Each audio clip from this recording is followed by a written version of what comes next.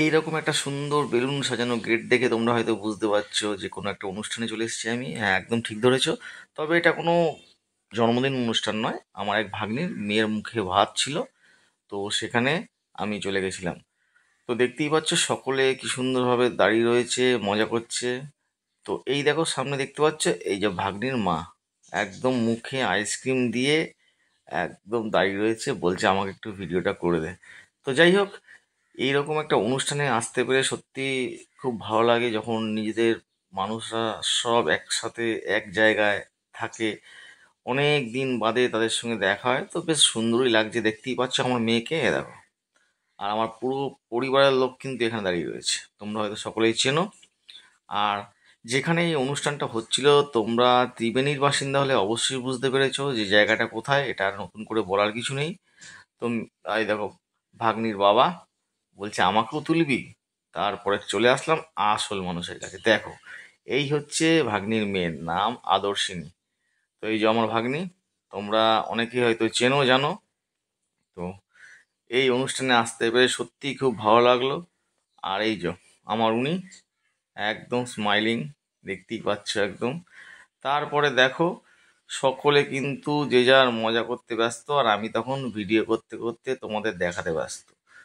তো এই রকম যখন অনুষ্ঠানে আসি, তখন সকলের এই রকম মুখে হাসি দেখতে বেশি ভালো লাগে।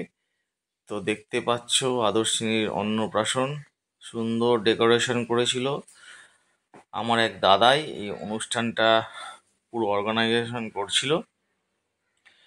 তো দেখো, আমি কিন্তু সব সময় যেখানেই যাই না কেন, দেখো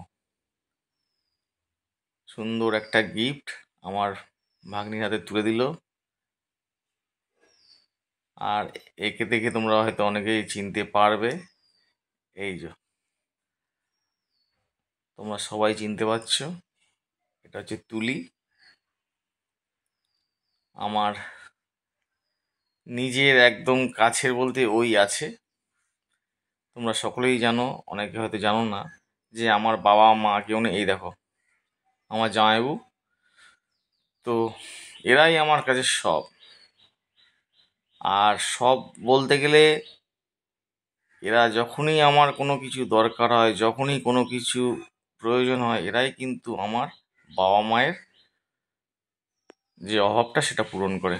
তো এ হচ্ছে আর এক আমার দিদি বৌদি সকলেই রয়েছে। আর কাকে দেখাবো, কাকে কি বলবো, দেখো আমার সব ভাগ্নিরা বলছে আমাকে একটু ভিডিওতে নাও। আমি বলছি সবাইকেই তো ভিডিও তুলছে। দেখো আমার বৌদির মেয়ে, দেখো বৌদির দেখো সুন্দর। আমি বলছিলাম বৌদি কিছু খেলে না, বলছে হ্যাঁ আমি তো খাচ্ছি। আমি বলছি আমার সঙ্গে একটু পোজ দাও, বলছে হ্যাঁ অবশ্যই। তো আমার সব সময় মুখে কিছু চলছে দেখো। আমি খেতে খুব ভালোবাসি, তবে বেশি না, অল্প একটু খেতে খুব ভালোবাসি। তো যাই বলো না কেন, কোনো অনুষ্ঠানে যাব, সেখানে খাওয়া দাওয়া যদি না করি, তাহলে আগে সেই ভাইরাল আমার দাদা সামনে দেখো, তোমরা নিশ্চয়ই চিনতে পারছো। এই দাদারা কিন্তু অনেক চেষ্টা করছে ফেসবুকে কাজ করার, তোমরা আর পাশে পাশে থেকো। এই দেখো আরেক বৌদি বলছে তাড়াতাড়ি খাও নাহলে শেষ হয়ে যাবে। আমি বলছি তোমরা খেয়ে নাও, তোমরা খেলেই হবে। তো এই রকম আনন্দ উপভোগ করলাম ওই দিনটা, খুব ভালো লাগলো। সব থেকে বেশি ভালো লাগলো এত কাছের মানুষগুলো পাশে ছিল, তাদের সঙ্গে এই যে আমার আরেক ভাগ্নি দেখো আদর্শিনীকে কোলে নিয়ে। তো যেটা বলছিলাম, এই রকমভাবে সবার সঙ্গে থেকে এনজয় করার মজাটাই আলাদা। তো তোমরা যারা যারা এই ভিডিওটা দেখছো, আশা করি তোমাদের ভালো লাগবে। আর তোমাদের ভালো লাগলেই সব কিছু, আর পারলে একটু আমার পাশে থাকার চেষ্টা করো। দেখো সবাইকেই কিছু না কিছু করে খেতে হবে, তো আমিও চেষ্টা করি সবার মাঝে থেকে কিছু করার। তো দেখো, এটা হচ্ছে আমার ফ্যামিলি পিক। আমার দুই ভাগ্নি রয়েছে, আমার মেয়ে তো সব সময় ব্যস্ত ও সাজতে। তো যাই হোক না কেন, সবাই মজা করছে, এই মজাটা করার জন্যই তো এখানে আসা। তো বেশ ভালো লাগলো। তোমাদের যদি এই ভিডিওটা ভালো লাগে, অবশ্যই বড় আরও অনেককে দেখার সুযোগ করে দিও। তো চলো বন্ধুরা, ভালো থেকো, সুস্থ থেকো, ধন্যবাদ।